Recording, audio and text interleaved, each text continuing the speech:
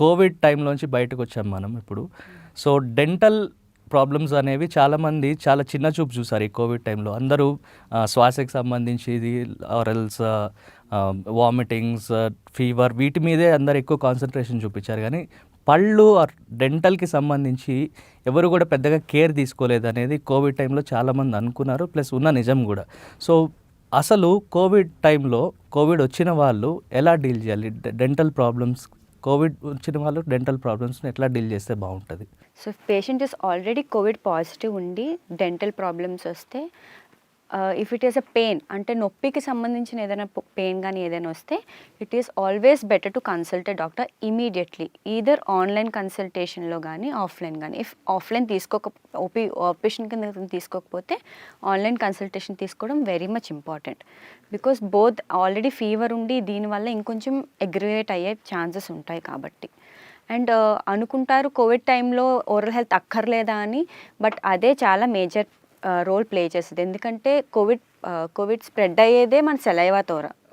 So it is completely dental related thing కాబట్టి you should be extremely conscious with your dental problems as well as overall health ఎలా ఎంత important role play చేస్తుందో oral health కూడా అంతే important. So రెండు ఈక్వల్గానే treat చేయాలి.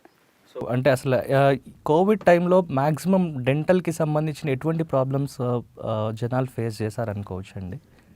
పర్టికులర్గా మీరు అన్నట్టు చాలామంది ఇంట్లోనే ఉన్నారు, చాలా తిన్నారు కాబట్టి వాళ్ళకి రెగ్యులర్గా తింటూ అలా ఉండిపోవడం వల్ల ఇంకా ఎక్కువ పుచ్చులు ఫామ్ అయ్యే సమస్యలు ఉంటాయన్నమాట.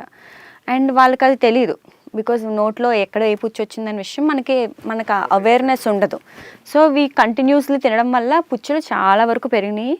అండ్ దాని గురించి ఇప్పుడు ఎక్కువ సమస్యలు వెంటనే బయటపడకపోయినా ఒక 6 months ఆఫ్ స్పాన్లో బయటపడతాయి. సో మార్చ్ నుంచి మనకి లాక్డౌన్ లాస్ట్ ఇయర్ నుంచి ఉంది కాబట్టి ఇప్పుడు చాలా వరకు ఇంక్రీజ్ అయిన సమస్యలన్నీ కూడా ఆ పుచ్చు పళ్ళకు సంబంధించిన సమస్యలు మరియు ప్లాక్ అనేది ఎక్కువగా అంటే పాచ్ అనేది ఎక్కువగా పళ్ళకు పట్టడం కూడా జరుగుతుందన్నమాట. సో ఈ రెండు సమస్యలు చాలా డ్రాస్టిక్గా పెరిగినాయి. బికాజ్ ఇవి దేనికి ఎక్కువగా పెరుగుతాయి అంటే యాజ్ సూన్ యాజ్ మనం అన్నం తిన్నా లేకపోతే ఏదైనా తిన్న వెంటనే చాలామంది మనం నోరుని వెంటనే కడుక్కోరు, చాలా చాలా తక్కువ మంది. అండ్ చాలామందికి నైట్ ఈ లాక్డౌన్ వల్ల అర్ధరాత్రి పూటల సినిమాలు చూసుకుంటూ ఎక్కువగా తినే అలవాటు అయిపోయింది కాబట్టి నైట్ మళ్ళీ బ్రష్ చేసుకోరు, కనీసం నోరు కూడా వెళ్ళి కడుక్కోరు. సో దానివల్ల చాలా వరకు పళ్ళ సమస్యలు అనేవి చాలా డ్రాస్టిక్గా పెరిగాయి అన్నమాట. ఓకే. సో అంటే ఇప్పుడు కోవిడ్ వచ్చిన వాళ్ళకి కూడా ఒక రకమైన డెంటల్ ప్రాబ్లం ఉంది అన్నారు. సో కోవిడ్ వచ్చిన వాళ్ళు ఇంట్లోంచి బయటకి స్టెప్ అవుట్ అయ్యే ఛాన్స్ లేదు. అట్ ద సేమ్ టైం ఒక డాక్టర్ వచ్చి కూడా కన్సల్ట్ చేసే ఛాన్స్ కూడా ఉండదు.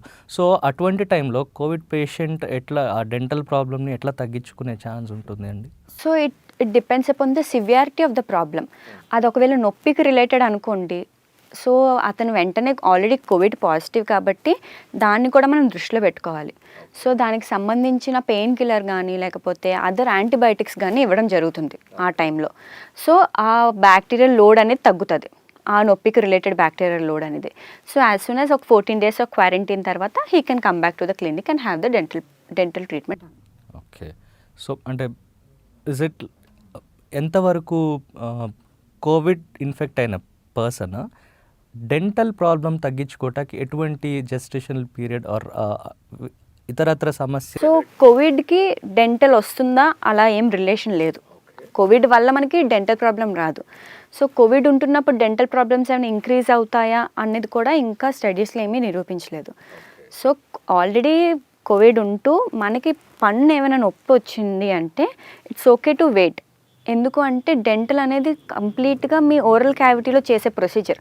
దానివల్ల మీరు ఆ పక్కనున్న డెంటల్ అసిస్టెంట్స్ ఆ పక్కనున్న కమ్యూనిటీ అంతా ఇన్ఫెక్ట్ అవుతుంది. So rather than infecting a large crowd it is better to take antibiotics and just be ఒక 14 days క్వారంటైన్ తర్వాత get it done. It's better idea.